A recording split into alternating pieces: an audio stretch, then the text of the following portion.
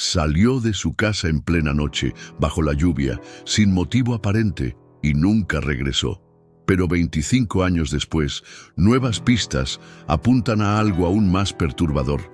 Pudo haber sido atraída, y lo peor, las respuestas quizás estuvieron desde el principio muy cerca de casa.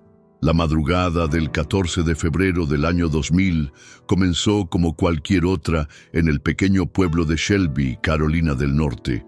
Una tormenta eléctrica atravesaba la región, y la lluvia golpeaba las ventanas de las casas humildes de la zona.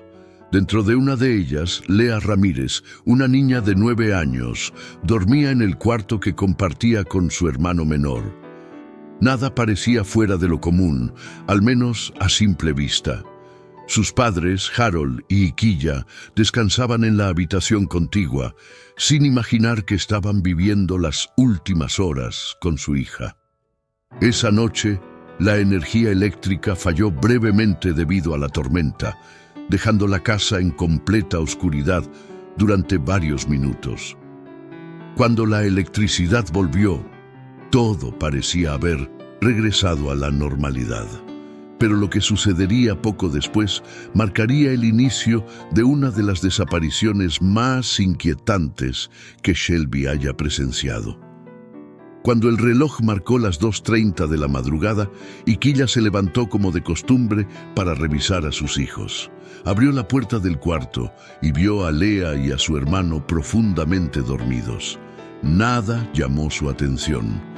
Cerró la puerta suavemente y regresó a su habitación. Pero alrededor de las 4:00 am, el hermano de Lea oyó un leve crujido de buzz engine. La cama, como si ella se estuviera moviendo. Medio dormido, pensó que tal vez iba al baño o que simplemente se acomodaba entre las sábanas. No se preocupó. Cuando el reloj llegó a las 6:30 am, Iquilla se levantó para comenzar el día. Caminó hacia la habitación de los niños, abrió la puerta y su mundo se detuvo. La cama de Lea estaba vacía. No había señales de lucha, ninguna ventana rota. La puerta principal estaba cerrada con llave. Todo estaba igual, excepto por la ausencia de su hija. El silencio de la casa se volvió ensordecedor. Lea se había ido y nadie sabía por qué. La desesperación fue inmediata. Iquilla despertó a Harold y juntos comenzaron a buscar por toda la casa. Revisaron armarios, debajo de camas, detrás de muebles. Nada. Salieron corriendo a la calle, gritando el nombre de Lea. La niña no respondía. No había señales de ella en ningún lado. Minutos después llamaron a la policía. La primera patrulla llegó rápidamente y comenzó a interrogar a los padres. No había señales de entrada forzada. La cerradura no estaba dañada. La familia estaba segura de haber cerrado bien la casa la noche anterior. Mientras tanto, los vecinos comenzaron a enterarse de la noticia. Pronto, decenas de voluntarios se unieron a la búsqueda, peinando cada rincón del vecindario. Se formaron grupos para recorrer bosques cercanos, zanjas, caminos de tierra, pero Lea no aparecía. Era como si se hubiera desvanecido en el aire. Los oficiales comenzaron a considerar algo impensable. Una niña de 9 años había salido sola en medio de una tormenta. Las primeras 24 horas fueron un torbellino de confusión, miedo y preguntas sin respuesta. La policía comenzó a interrogar a familiares, vecinos y compañeros de escuela. Todos coincidían en lo mismo. Lea era una niña tranquila, obediente, muy temerosa de la oscuridad y de los perros. Jamás habría salido sola, y menos en una noche lluviosa. La comunidad entera estaba desconcertada. A media tarde llegaron testimonios inquietantes. 2 conductores aseguraron haber visto a una niña pequeña caminando sola por la autopista NC-18 entre las 3:45 y las 4:15 de la madrugada. Uno de ellos, sorprendido por la escena, dio la vuelta para ofrecerle ayuda, pero la niña corrió al bosque y desapareció entre los árboles. Ambos testigos coincidían en la descripción. Era delgada, llevaba una mochila y vestía ropa clara. Todo encajaba con Lea. ¿Pero qué hacía una niña caminando sola por la carretera en plena tormenta? ¿A dónde iba? ¿Y por qué? Las autoridades intensificaron la búsqueda en la zona donde los testigos afirmaron haber visto a Lea. Equipos caninos fueron desplegados, helicópteros sobrevolaron el área y decenas de voluntarios recorrieron cada rincón del bosque cercano. Se encontraron algunos objetos dispersos: una cinta para el cabello, un lápiz, una envoltura de dulce. Todos artículos que Iquilla confirmó como pertenecientes a su hija, pero no había huellas ni rastros recientes. Los perros perdían el rastro al llegar a Minnenosí, la carretera, lo que llevó a los investigadores a una teoría aterradora. Lea pudo haber sido recogida por alguien en un vehículo. Esto abrió un nuevo abanico de posibilidades. ¿Fue secuestrada? ¿Alguien la estaba esperando? ¿Había sido engañada para salir de casa? Las preguntas se multiplicaban, pero las respuestas no llegaban. Y cada hora que pasaba sin noticias reducía las esperanzas de encontrarla con vida. Los detectives comenzaron a reconstruir los días previos a la desaparición de Lea. Entrevistaron a maestros, entrenadores, compañeros de clase. Descubrieron que en la semana anterior, Lea había mostrado un comportamiento ligeramente inusual. Aunque seguía siendo aplicada y reservada, se le había notado más pensativa, distraída en clase. Nadie le dio demasiada importancia. También se enteraron de que había estado leyendo un libro en la escuela sobre una niña que se escapa y vive aventuras. El libro se titulaba The Weeping Boy, una historia que tal vez había impactado su imaginación. Sin embargo, aún no se entendía cómo una niña tan temerosa, que ni siquiera quería ir al baño sola en la noche, había tomado la decisión de salir de casa sin avisar. ¿Estaba huyendo de algo? ¿O yendo al encuentro de alguien? El misterio se hacía más espeso. La idea de un escape voluntario no convencía a nadie. Mientras las horas se convertían en días, la cobertura mediática creció. La historia de Lea comenzó a difundirse en noticieros locales y luego nacionales. Cámaras de televisión se instalaron frente a la casa de la familia Ramírez y los padres, visiblemente devastados, aparecieron rogando por el regreso de su hija. Iquilla repetía entre lágrimas que Lea nunca habría salido por voluntad propia, que algo no estaba bien. Harold, por su parte, mantenía la esperanza, aunque admitía que cada minuto que pasaba sin noticias era como un puñal al corazón. Las autoridades revisaron la computadora familiar, registros telefónicos, diarios, cartas, pero no encontraron ninguna pista que indicara contacto con extraños o planes secretos. Era como si Lea hubiera actuado en un vacío. El vecindario, antes tranquilo, ahora estaba paralizado por el miedo. ¿Y si el responsable estaba más cerca de lo que todos imaginaban? Un dato perturbador surgió al revisar los objetos que faltaban del cuarto de Lea. La niña se había llevado su mochila escolar y dentro de ella había empacado cuidadosamente ropa, una libreta, lápices y dulces. Esto indicaba que su salida no fue impulsiva, sino planificada. Lo más inquietante era que lo había hecho sin despertar a nadie en la casa. La policía concluyó que Lea debía haber salido por su cuenta y sin forzar la puerta, lo que coincidía con la hipótesis de que nadie más había ingresado a la vivienda. Pero ¿qué clase de plan podía tener una niña de 9 años? La lluvia, el frío y la oscuridad hacían que esa decisión resultara aún más inexplicable.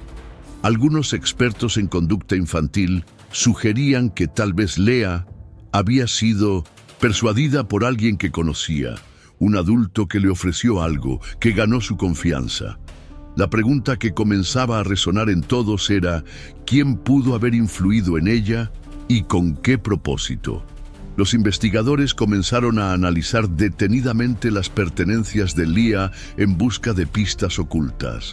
Examinaron sus libros escolares, libretas de dibujos, incluso pequeños papeles dentro de sus bolsillos.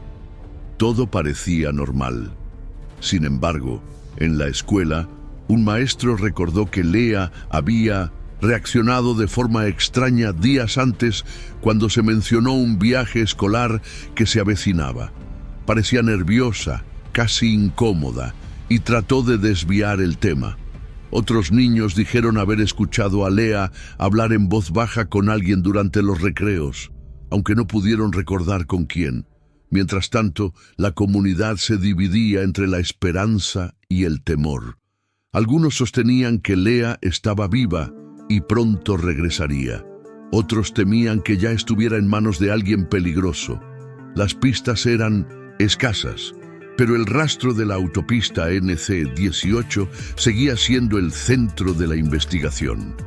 Ese bosque denso al lado del camino parecía guardar secretos que aún no se revelaban. Los días se volvieron semanas. Los voluntarios ya no eran tantos, pero la familia Ramírez se negaba a rendirse. La policía mantenía la investigación activa, aunque con menos recursos. Sin embargo, en medio del silencio, una pista estremecedora surgió. Un trabajador de mantenimiento de carreteras que había estado reparando una zanja cerca de la autopista encontró una cinta para el cabello similar a la que Leah solía usar. Estaba parcialmente enterrada, húmeda, pero reconocible. Los padres confirmaron que era de su hija. La emoción de un posible avance se mezcló con el horror. ¿Significaba que Leah había llegado hasta allí? ¿O que alguien la había llevado? Se redobló la búsqueda en el área, se trajo equipo especializado y se removió tierra y arbustos. No se encontraron restos, pero el hallazgo reavivó el caso. Shelby, una vez más, se sumió en el desconcierto. La pequeña Leah parecía haber dejado un rastro tenue, como si quisiera ser encontrada. La mochila de Leah seguía sin aparecer. Para los investigadores, ese era uno de los elementos clave. En ella, probablemente, se encontraría información que explicara su destino, sus intenciones o incluso el responsable de su desaparición. Pero la bolsa había desaparecido por completo, como si se la hubiera tragado la tierra. Durante meses, agentes de la FBI y detectives locales rastrearon cada pista, cada testimonio. Se hicieron retratos hablados basados en los conductores que vieron a la niña esa noche, y se reconstruyó minuto a minuto su posible recorrido desde que salió de casa hasta su última aparición en la carretera. Pero siempre había una zona ciega, un vacío entre los hechos conocidos y su destino final. La hipótesis de que alguien la hubiera recogido en un vehículo comenzaba a ganar fuerza. ¿Podría tratarse de un secuestrador al situs acecho o alguien que la convenció antes, durante días, hasta lograr que confiara en él y saliera esa noche? Pasó más de un año sin novedades. El caso de Leah Ramírez comenzaba a perder espacio en los noticieros, pero no en la mente de su familia ni en el archivo de casos abiertos del FBI. Entonces, en agosto del 2001, se produjo un giro inesperado. Un trabajador de construcción, mientras excavaba en un terreno a más de 40 kilómetros de Shelby, encontró una mochila enterrada en una bolsa plástica. El corazón le dio un vuelco cuando la abrió. Había ropa de niña, útiles escolares y libros. Al entregarla a las autoridades, se confirmó lo que muchos temían. Era la mochila de Leah.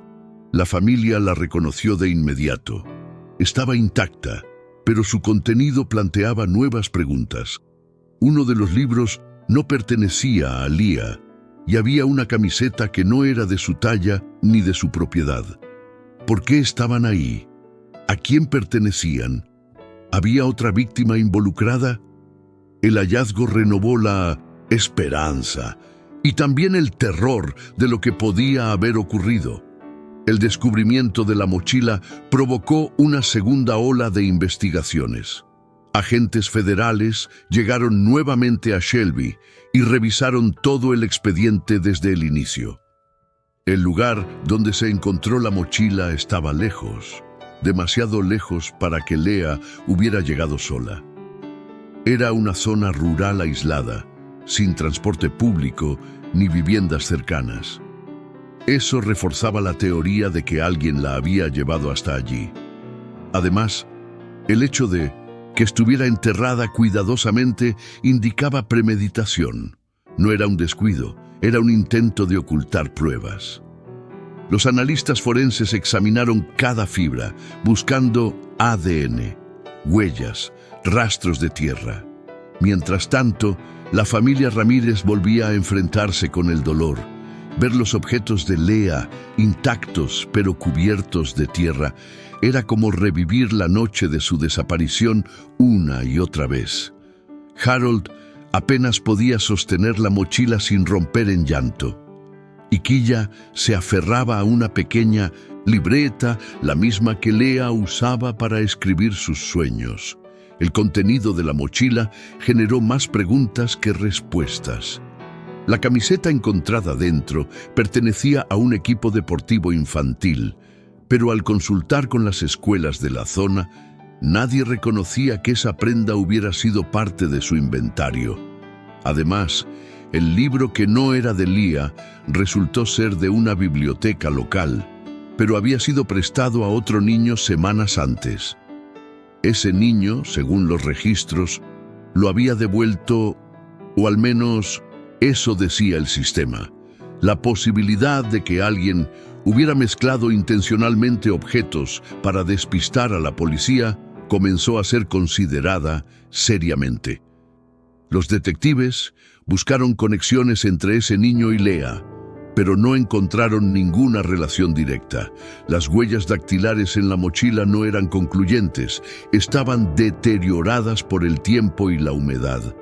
Cada pista parecía deshacerse en las manos de los investigadores justo cuando parecía tener sentido.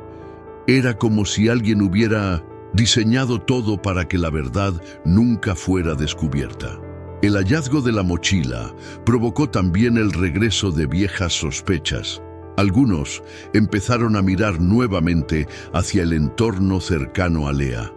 ¿Y si el responsable no era un extraño? La idea de que alguien del vecindario, o incluso conocido por la familia, pudiera haber estado involucrado, volvió a tomar fuerza. La policía reentrevistó a vecinos y allegados.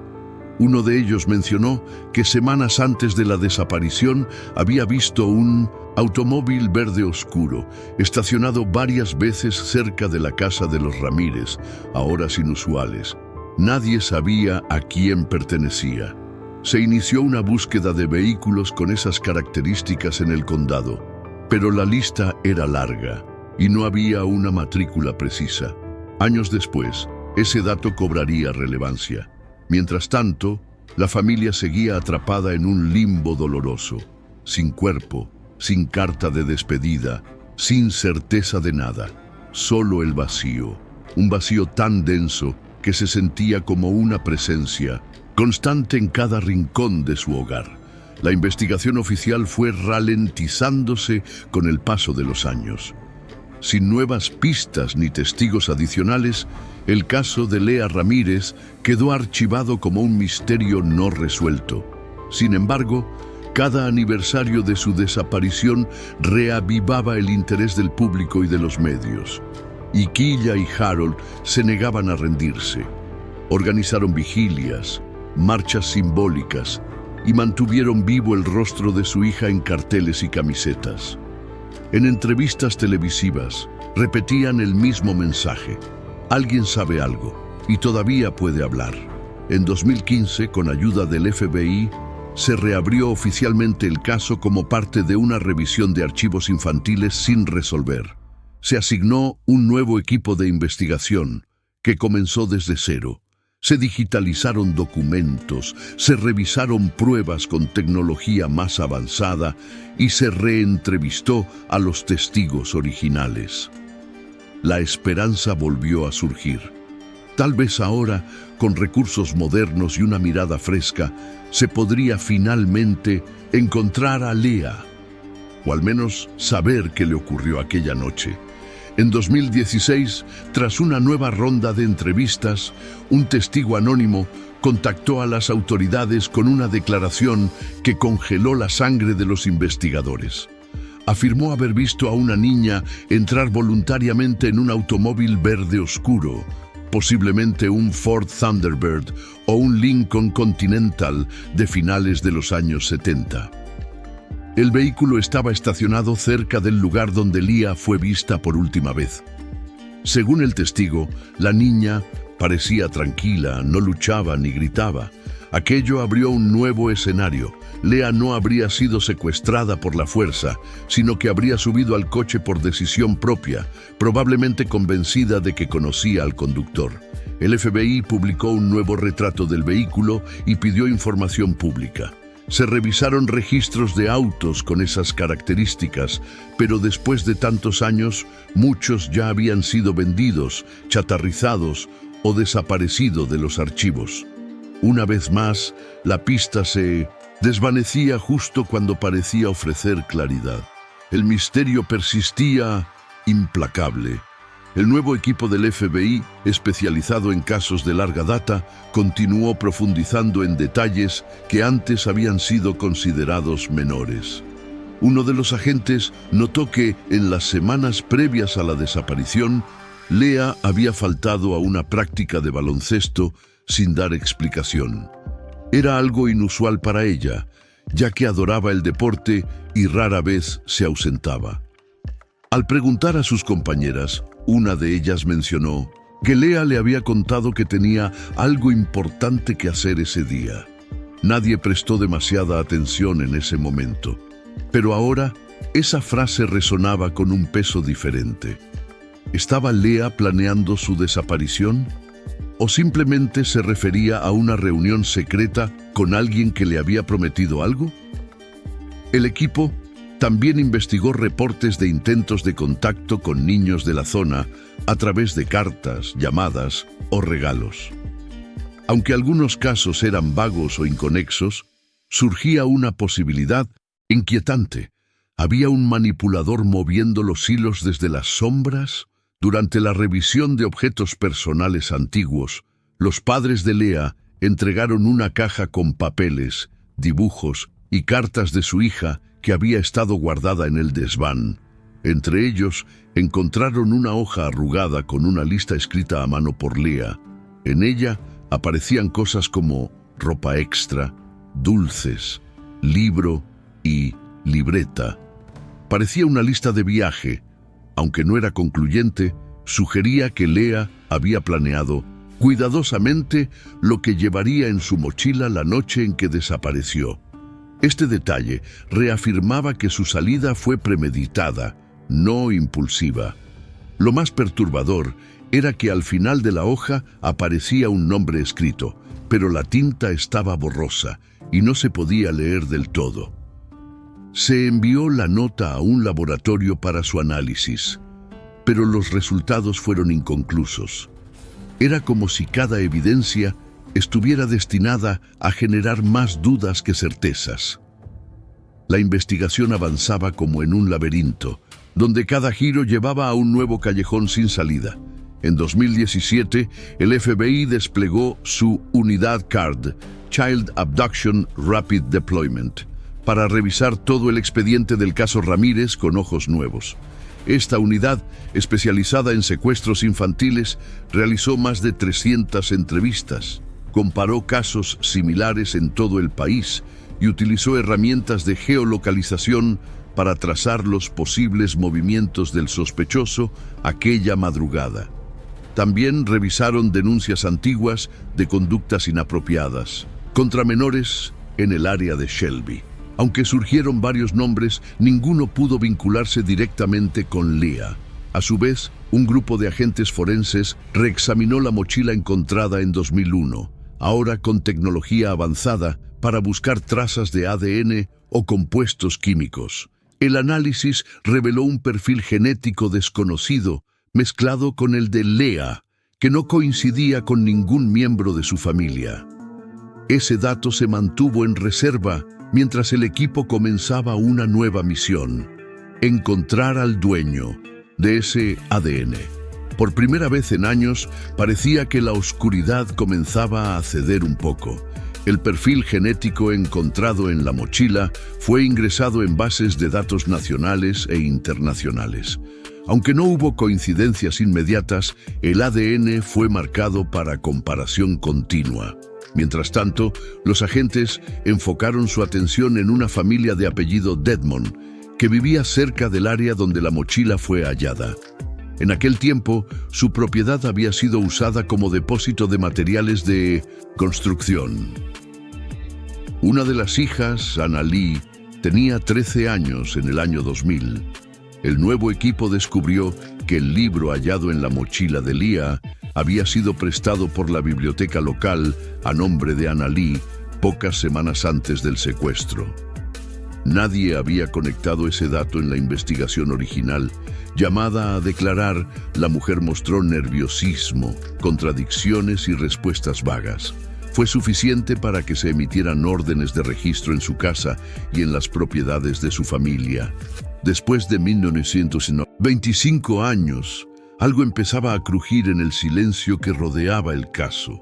Durante el allanamiento a la residencia de los Dedmon, las autoridades confiscaron teléfonos, computadoras, documentos antiguos y muestras de ADN de todos los miembros de la familia.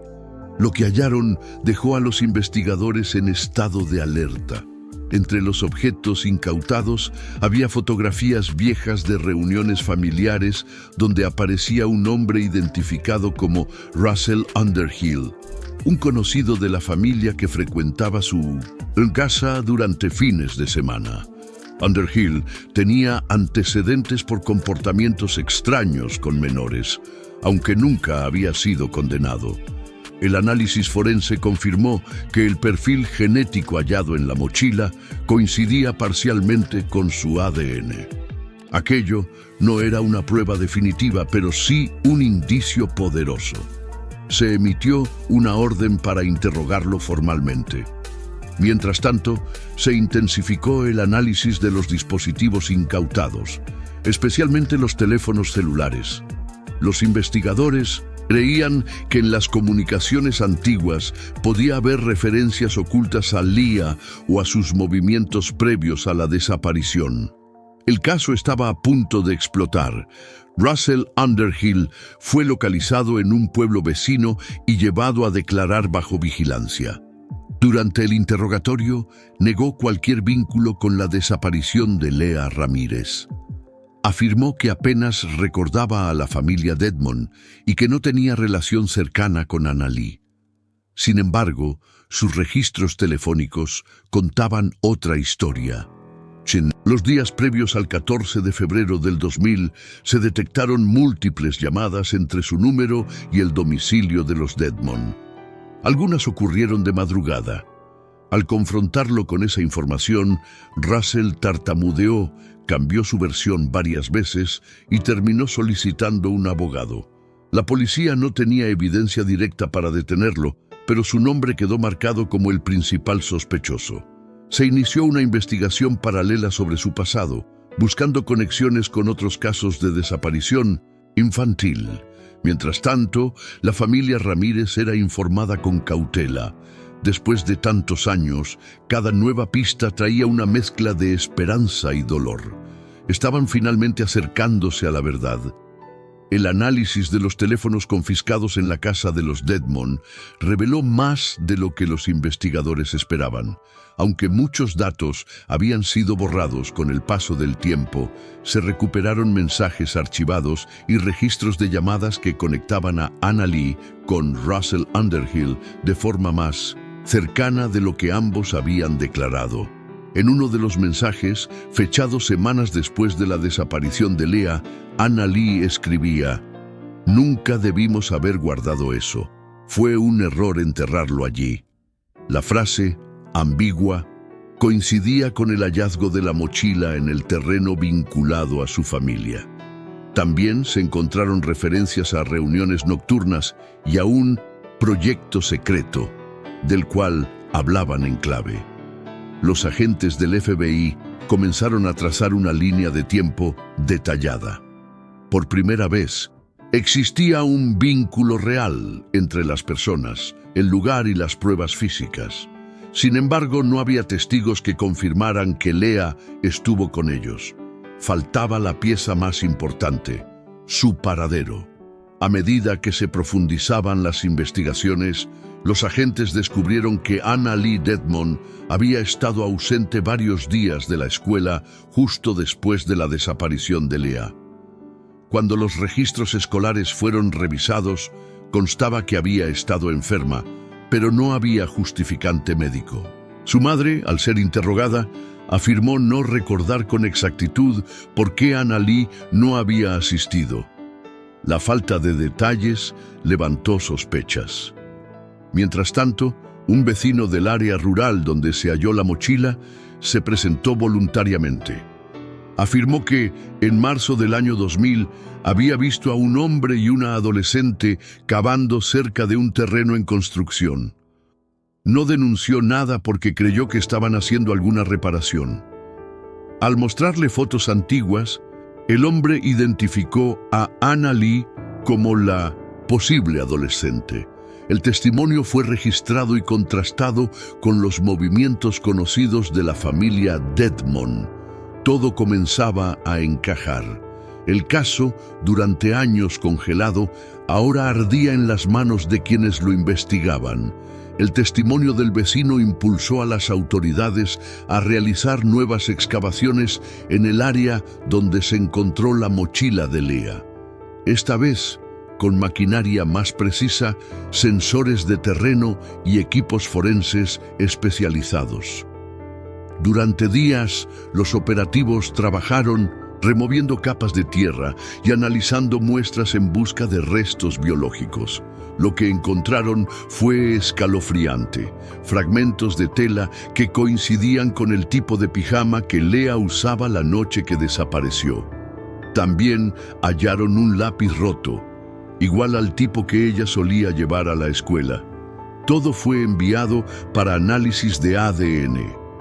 Aunque los resultados tardarían semanas, la escena sugería que ese lugar había sido más que un simple escondite. Mientras tanto, se reforzó la vigilancia sobre Anna Lee y Russell, aunque aún no se habían presentado cargos formales. La comunidad de Shelby observaba en silencio, conmocionada por lo que empezaba a revelarse. Después de 25 años, los secretos estaban saliendo a la luz, lentamente, pero sin freno. Los análisis de laboratorio confirmaron lo que todos temían. Los fragmentos de tela encontrados durante la excavación contenían rastros de ADN que coincidían con el perfil genético de Lea Ramírez. Además, en uno de los pedazos de lápiz recuperado, se hallaron diminutas huellas dactilares parciales que, aunque deterioradas, coincidían con las de Lea. Aquello no solo reforzaba que la niña había estado en ese lugar, sino que probablemente fue el último sitio donde se le vio con vida. El fiscal del condado consideró que había suficiente evidencia circunstancial para avanzar. Se solicitó una orden judicial para interrogar nuevamente a Anna Lee Dedmon, esta vez como sospechosa formal. Al enterarse, su familia contrató un abogado y se negaron a declarar más sin su presencia. La tensión aumentó. El pueblo entero seguía los acontecimientos con una mezcla de tristeza, rabia y necesidad de justicia. La familia Ramírez, por su parte, vivía entre la angustia y la posibilidad de, al fin, obtener respuestas. Durante el nuevo interrogatorio, Anna Lee Dedmon mantuvo silencio casi absoluto. Su abogado le había recomendado no responder a preguntas directas, pero los investigadores mostraron una estrategia distinta. Le presentaron fotografías del P900 terreno, los objetos encontrados, el mensaje recuperado de su antiguo celular y el testimonio del vecino. Anna Lee bajó la mirada. Se notaba incómoda. Sus manos temblaban. Aunque no confesó directamente, sus gestos revelaban un cambio. Cuando le preguntaron si conocía a Leah, evitó responder. Cuando le mencionaron a Russell Underhill, murmuró que hacía muchos años no hablaba con él, aunque los registros telefónicos la contradecían. El fiscal sabía que el caso debía construirse con extremo cuidado, ya que una acusación sin pruebas sólidas podía derrumbarse en juicio. A pesar de eso, se decidió emitir una orden de cateo adicional en una propiedad rural que había pertenecido al tío de Annalee, abandonada desde 2002. Los agentes pensaban que ese lugar podía esconder algo que nadie se había atrevido a mirar. La propiedad rural del tío de Annalee estaba cubierta de maleza y árboles secos. Hacía años que nadie la visitaba. Al ingresar, los agentes encontraron una pequeña cabaña deteriorada, con muebles viejos, telarañas y signos de abandono. Sin embargo, lo más perturbador no estaba a simple vista. En el fondo de la propiedad, detrás de un cobertizo derrumbado, hallaron una fosa parcialmente cubierta con piedras y madera podrida. El terreno fue acordonado de inmediato. Los forenses comenzaron a excavar con extrema precaución. A pocos centímetros de profundidad surgieron fragmentos óseos humanos. El silencio se apoderó del lugar. Aunque aún no podían confirmar la identidad de los restos, todos sabían a quién podían pertenecer. Los huesos fueron embalados y enviados a un laboratorio de análisis forense con prioridad máxima. Mientras tanto, los investigadores entrevistaban a antiguos vecinos de la propiedad. Algunos recordaban haber visto a Russell Underhill por la zona años atrás. Todo comenzaba a encajar, y el caso de Leah Ramírez se acercaba por fin a una verdad. Los días siguientes estuvieron marcados por una mezcla de tensión y expectativa. El laboratorio forense confirmó finalmente que los restos óseos encontrados en la propiedad del tío de Annalee correspondían a Leah Ramírez. La confirmación oficial fue entregada a la familia por agentes del FBI en una reunión privada. Iquilla rompió en llanto, mientras Harold permanecía inmóvil con los ojos fijos en el suelo. La noticia se difundió rápidamente por todo Shelby.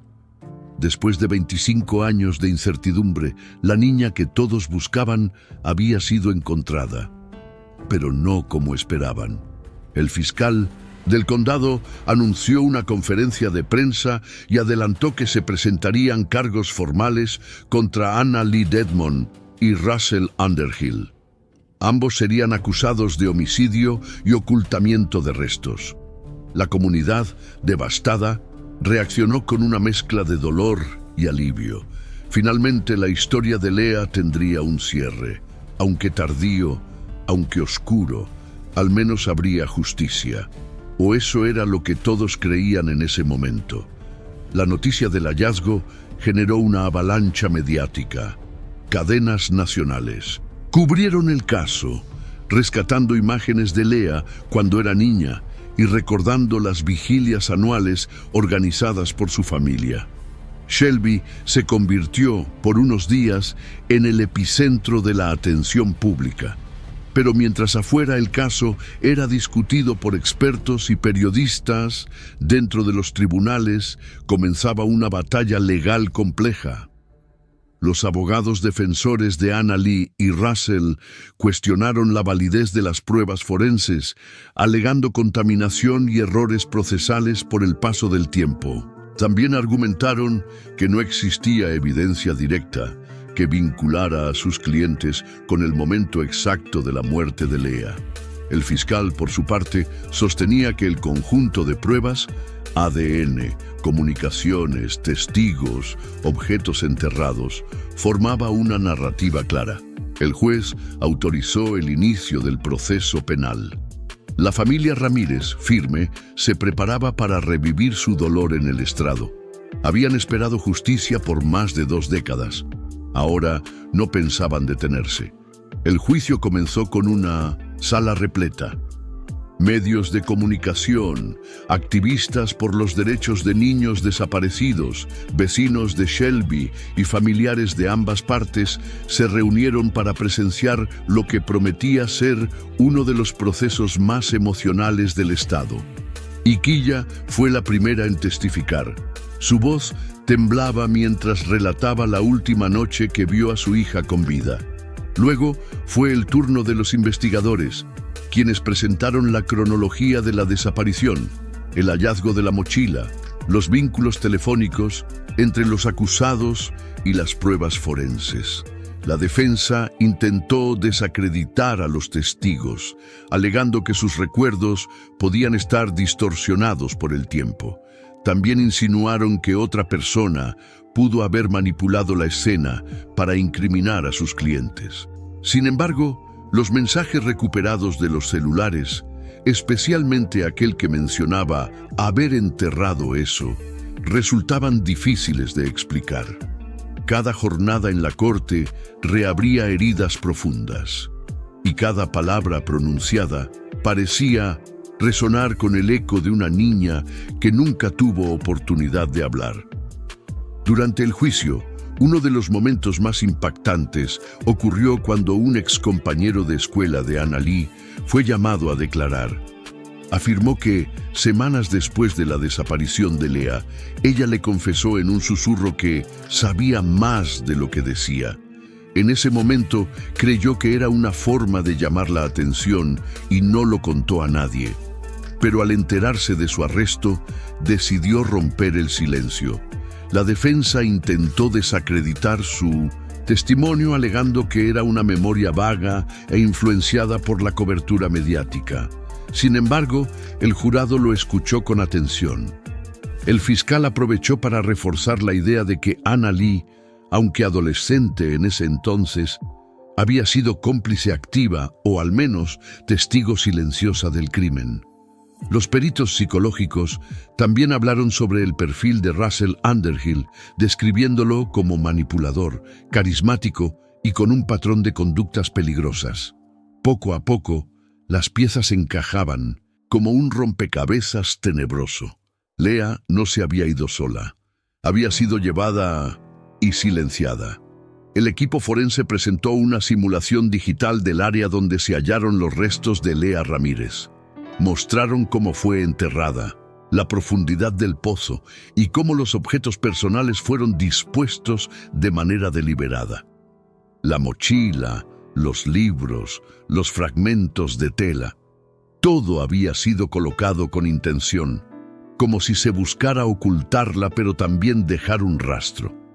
Los expertos concluyeron que quien lo hizo conocía el terreno y quería asegurarse de que el cuerpo no fuera hallado fácilmente.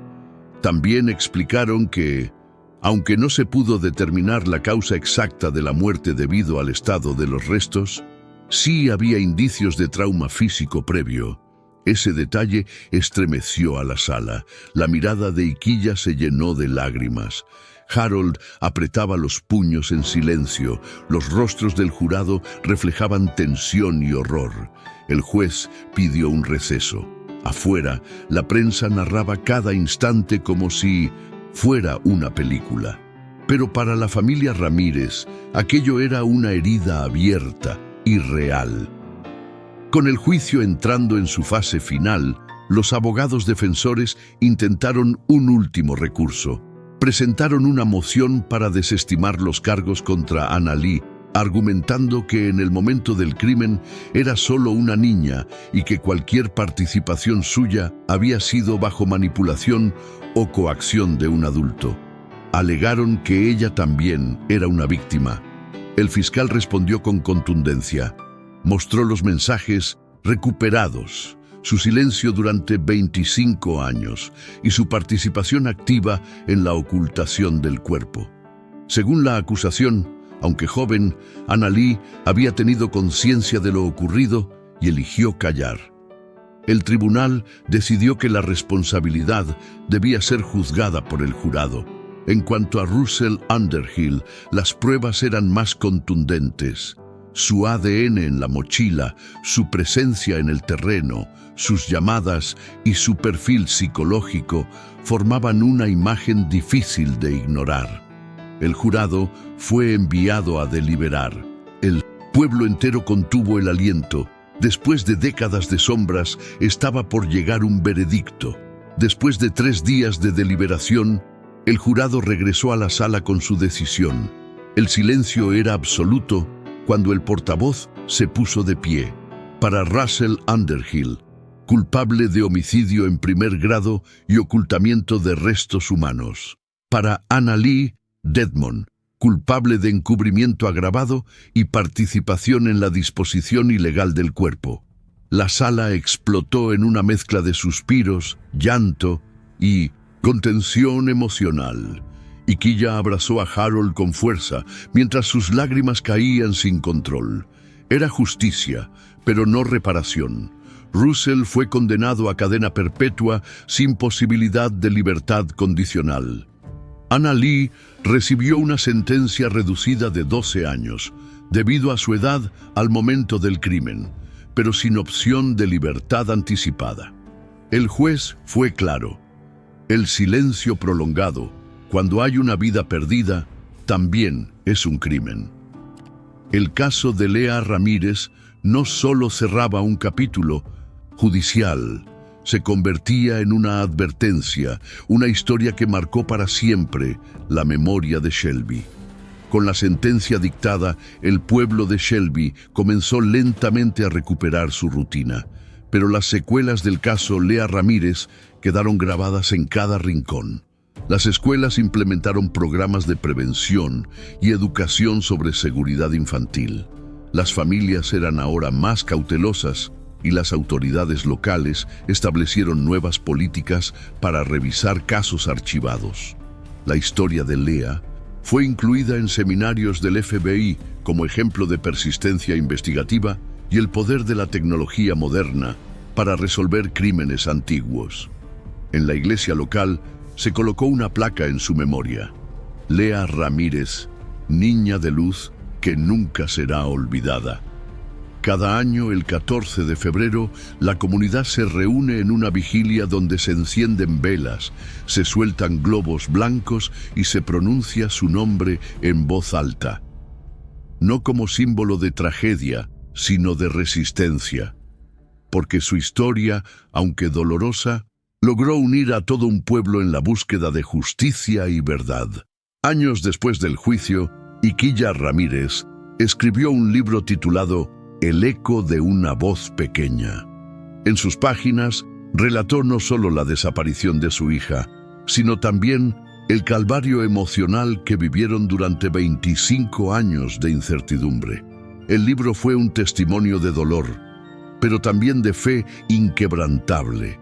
Se convirtió en una referencia para otras familias que enfrentaban desapariciones sin resolver. Iquilla fue invitada a hablar en universidades, conferencias de criminología y eventos de derechos humanos.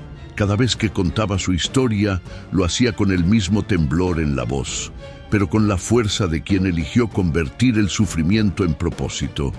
Harold, por su parte, se mantuvo en silencio público, pero construyó un pequeño jardín con flores blancas en el patio trasero de su casa.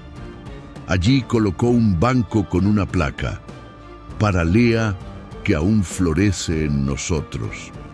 La historia de la niña que caminó bajo la lluvia sin volver se transformó en una semilla de conciencia colectiva.